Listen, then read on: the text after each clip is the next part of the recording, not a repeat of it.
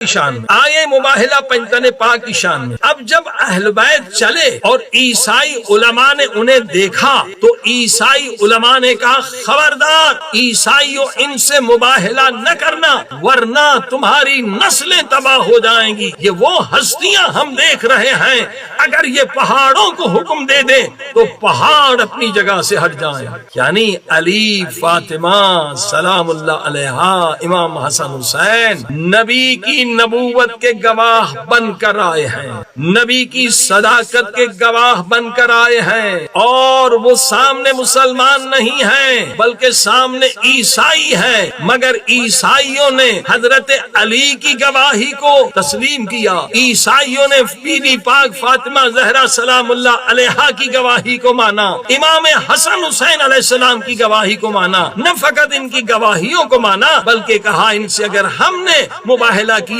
ہم تباہ و برباد ہو جائیں گے۔ عزیزان گرامی اب بتائیے اگر پاک بی بی فاطمہ زہرا سلام اللہ علیہا دربار میں آ کر ایک نہیں بہت ساری آیتوں کی تلاوت کرے، ورث سلیمان داؤد، ایک خلیفہ جو تو نے حدیث بتلائی ہے وہ قرآن کے خلاف ہے، تو کہتا نبیوں کے وارث نہیں ہوتے، سلیمان نبی ہے اس کے وارث ہے، زکریا نبی ہے اس کا یحییٰ وارث ہے، بہت ساری آیت اور پیغمبر کی لکھی ہوئی سند بھی دکھلائی، وآت ذی القربی حقہ کا میں نے حوالہ کر دیا تھا، اہل سنت نے سب نے لکھا، اکثر نے لکھا کہ جب یہ آیت نازل ہوئی رسول خدا نے فاطمہ زہرا کو بلا کے فدق دے دیا، وہ بھی دلیل دیے، مگر اس کے باوجود نتیجہ کیا نکلا؟ انہوں نے فدق نہیں دیا، حضرت فاطمہ زہرا سلام اللہ علیہا کو فدق نہیں دیا۔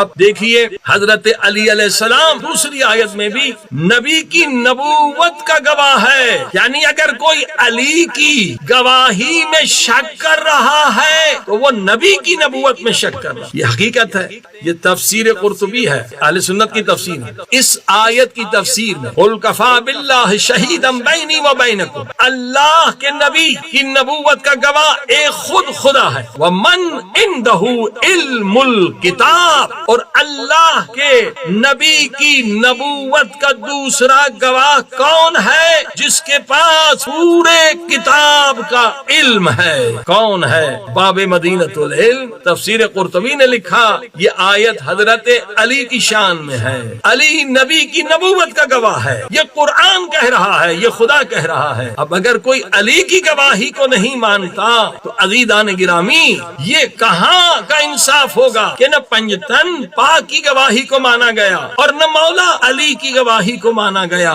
جو نبی کی نبوت کے گواہ ہیں۔ تفسیر بحر المحیط اس میں بھی من عنده علم الکتاب، جس کے پاس پورے کتاب کا علم ہے، یہ بھی تفسیر اہل سنت کی ہے، انہوں نے بھی لکھا اس سے مراد حضرت علی علیہ السلام ہے۔ حوالے بہت زیادہ ہیں لیکن کیونکہ وقت نہیں ہے کہ سارے حوالے دیے جائیں، جلدی سے آخری سلائیڈ بھی دکھا دیتے ہیں۔ یہ شواہد التنزیل ہے، اس نے بھی یہی لکھا کہ من عنده علم الکتاب سے مراد حضرت علی علیہ السلام ہے، یعنی بار بار اہل سنت کی کتابوں میں یہ چیز آئی ہے۔ آپ کو بتلایا کہ نبی کی نبوت کے گواہ علی ہے، آئے تطہیر کے مصداق علی و امام حسن حسین ہیں، آئے مباہلہ کے مصداق علی و فاطمہ حسن حسین ہیں، ان کی گواہی کو نہیں مانا گیا، اور اس کے مقابلے میں جابر جس کی خود ایک گواہی تھی، کہا مجھے رسول خدا نے کہا تھا کہ جب بحرین سے مال غنیمت آئے گا تجھے اتنا مال دوں گا، حضرت ابو بکر نے اتنا مال دے دیا۔ یہ صحیح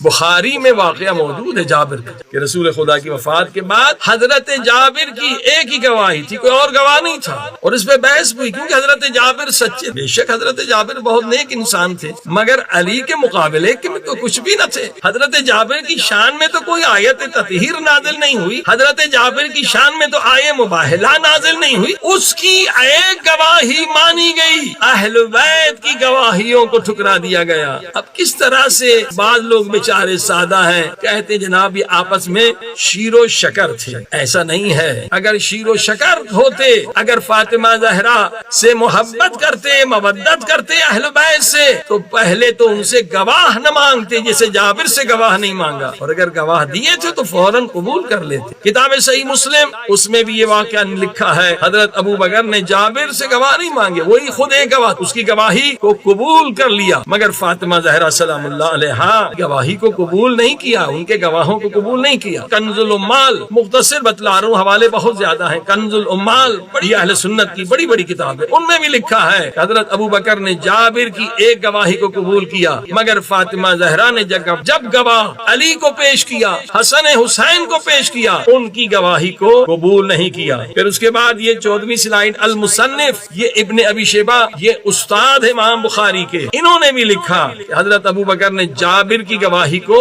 قبول کر لیا. اب آپ دیکھ رہے ہیں کہ اس کے بعد عمدۃ القاری، بہت ساری کتابیں ہیں، ان میں بھی یہی ہے. شرح صحیح بخاری آپ دیکھیے. اب جب پاک بی بی نے کئی آیتیں پڑھی، اور آیتیں بھی آئندہ مجلسوں میں بتائیں گے کہ بی بی نے اس حدیث کو جھوٹا ثابت کرنے کے لیے بہت ساری آیتیں پڑھی ہیں. ابھی ہم نے صرف وورث سلیمان داؤد ایک آیت، انی خفت الموالی 2 آیت، وآت ذی القربى حقہ 3 آیتیں پڑھی ہیں. آیتیں اور بھی بی بی پاک نے دربار میں پڑھی تھی، آئندہ مجالس میں آپ سنیں. اب امام حنبل لکھتے ہیں، مسند امام حنبل مسند میں، کہ حضرت ابو بکر نے حضرت فاطمہ کو فدق دینے سے انکار کر دیا، جبکہ اتنے گواہ لائے گئے، سند بھی بابا کی دکھائی گئی. تو اب حق تھا بی بی کا. فغضبت فاطمہ سلام اللہ علیہا، پھر بی بی پاک حضرت ابو بکر سے غضبناک ہوئی، یہاں تک کہ دنیا سے رخصت ہو گئیں اور حضرت ابو بکر سے غضبناک تھیں. ٹھیک یہی چیز صحیح بخاری میں بھی موجود ہے، جو سب سے بڑی کتاب ہے.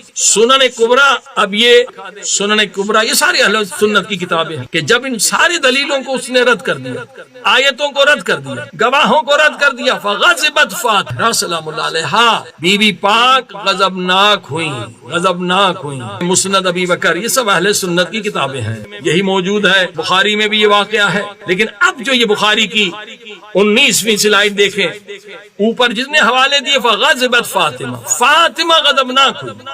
اسی بخاری میں ہے لکھا کہ فاطمہ زہرا غضبناک ہوئی جب فدق نہیں ملا. فدق سے بڑھ کر جو توہین ہوئی، گواہوں کو قبول نہیں کیا گیا. وہ گواہ جن کو عیسائیوں نے قبول کیا، وہ گواہ جو نبی کی نبوت کا گواہ ہے. تو اب فاطمہ نے غضبناک تو ہونا ہے، لیکن اسی بخاری میں صحابہ کے فضائل میں لکھا، کتاب اصحاب کے فضائل میں لکھا ہوا ہے کہ فاطمہ، کون فاطمہ غضبناک ہوئی، بضعۃ منی، رسول خدا فرماتے فاطمہ میرے جگر کا ٹکڑا ہے. من اغضبها اغضبنی، جس نے فاطمہ کو غضبناک کیا اس نے مجھے غضبناک کیا. اللہ اکبر. اور یہ حدیث کئی جگہ پر آئی، کئی جگہ پر آئی کہ فاطمہ میرے جگر کا ٹکڑا ہے. جس نے فاطمہ کو غضبناک کیا اس نے مجھے غضبناک کیا.